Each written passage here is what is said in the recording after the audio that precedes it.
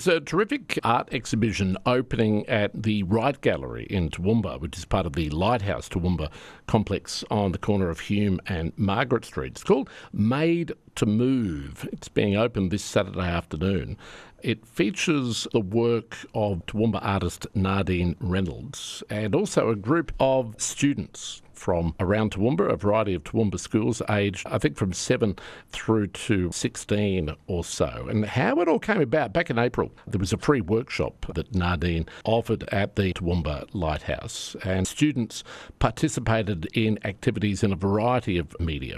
And these artworks will be on display at the Wright Gallery, along with some pieces by Nadine herself, which took parts of those artworks created by the kids and put them into a different medium in a slightly different look. It's going to be a fantastic exhibition. Let's find out a little bit more. Nadine, good morning and welcome. Lovely to have a chat to you. Thank you very much. Lovely to be here.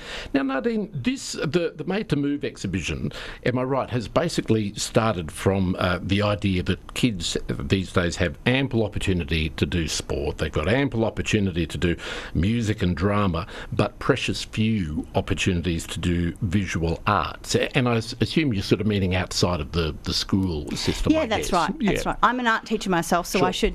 I should say that. And I'm at Toowoomba Anglican School, which is a lovely school. Yep. And we are very privileged that the children have art all the way through, from prep to year 12, and they have all those opportunities. But it's not the same in every school, and even if it was, there is nice to have something a bit special if that's your particular interest. And particularly, I guess, and you're suggesting more sort of on school holidays or outside of school hours, well, just the opportunity to pursue that. It's not just about having the opportunity to work with an artist in those times, but to be seen and to have your work shown. Yep. So I've just done one workshop with these children, so it hasn't been an ongoing process. And we had a wonderful fun time at the Lighthouse doing this workshop. And then I collected their work with their permission, and they knew exactly what I was going to do with it. And then I've reimagined their works. I've smushed them all together, and each child's works are on one big silk. Right. And that silk really... the children are really happy with it, which is great, because I was a bit nervous that they wouldn't like what I'd done. Because, as you know, children aren't backwards in coming forwards. No, they're a tough crowd, aren't they? Yes. That's right. Yeah. So they have, they're quite happy with what I've done, and then that's the work that's going to be shown. But their works are displayed underneath. But on that original workshop, when the kids came to the Lighthouse, what was their brief? What were you wanting them to draw or to paint? Yeah, that was really great. So I have a process that I'm perfecting actually at the moment, and we start off making marks to music. They choose the colours that they're connected to, and they make marks to music, and I try not to interfere too much in what they do with that. And then we did a portrait in charcoal. So it wasn't me teaching them, it was Mike saying, well, let's do this. We made crowns out of malleable wire and beads, and that's what we did before. We wore them, and then they did the portraits with mirrors and things. Right, okay. And what was, to go back a little bit, what's marks to music?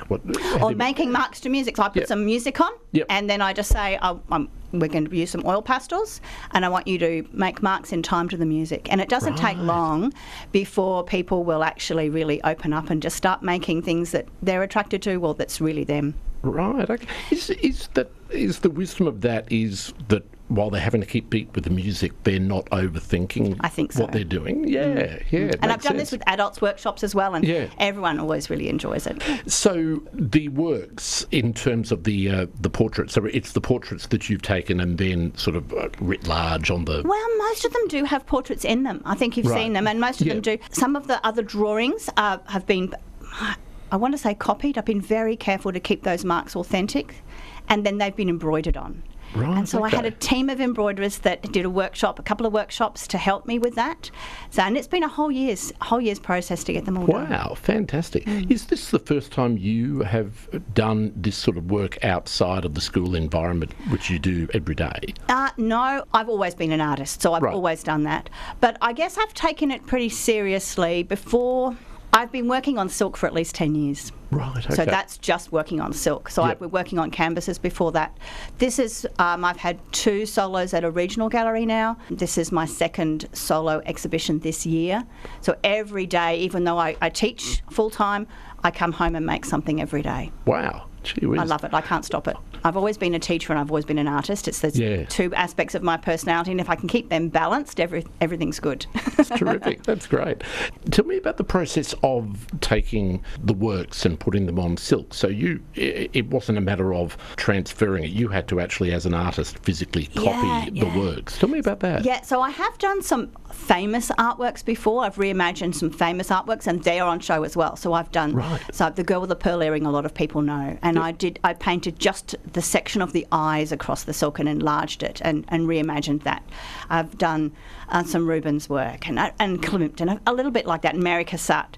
So I've been used to looking at other people's paintings and reimagining them, and it was pretty much the same process. Right, okay. The first one I did a draft, if you will, on paper, but that took a long time, and I thought I don't have the time to do them all on paper, then all on silk. So that was the only one I did a draft on paper, but I got quite good at it after a while. They sort of speak to you, yes, this is going to be my focal point, or this is going to be my background, and then things come out of that, the same way as you do any other painting, really.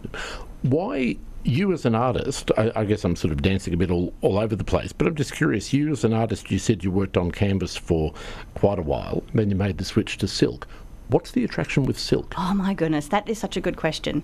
And why do we paint on canvas? Do you know why canvas is so popular? No. Because in the 1600s, the Dutch masters were in Holland, and there was lots of free canvas around, or cheap canvas around, because of the sailing ships. Right, so it was just a product that could support the paint. So I went to a Dan Butterworth workshop earlier in the year at the McGregor Summer School. Was it this year or last year? I don't know. No, it was there before because I'd broken my leg last year. And he paints on cardboard, recycled cardboard. Right. Fantastic. And can you tell to the untrained eye when you're just seeing one of the works at an exhibition, can you tell, unless you get up close, that this is cardboard and not canvas? Does it matter? Yeah, I guess it matters. He's quite open about the fact he loves the cardboard. It's got this intrinsic beauty to it. Right, okay. Sometimes he even leaves the stickers on. He did a beautiful portrait where the stickers were saying fragile.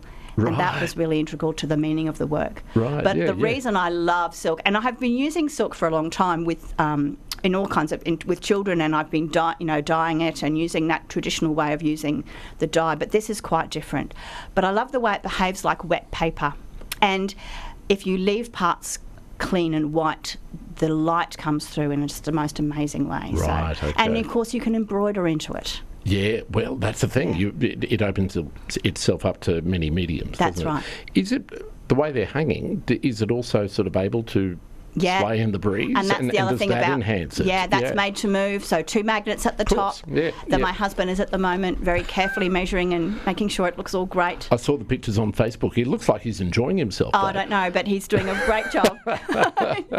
And 2 magnets at the top, and as you walk past them, the viewer enables them to move, and I love that interactivity. Right. Okay. So this is going to be a really fun exhibition. So children are going to be allowed to come in and walk and dance and hop and skip past the paintings and see how their movement changes. And make them actually move. Make them actually move. Yeah, fantastic.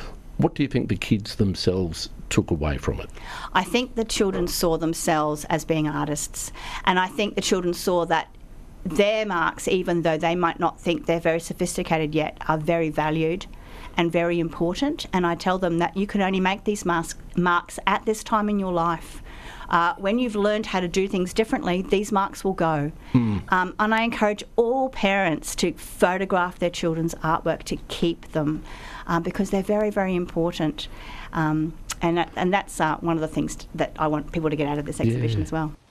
Nadine Reynolds, that exhibition Made to Move will open on Saturday. Then it'll be at the Wright Gallery for a month, and also lots of free workshops that tie in with it as well, including for adults, a workshop on making silk scarves and decorating, and that is happening tonight, I believe. There are more details on the Toowoomba Lighthouse website and Facebook page.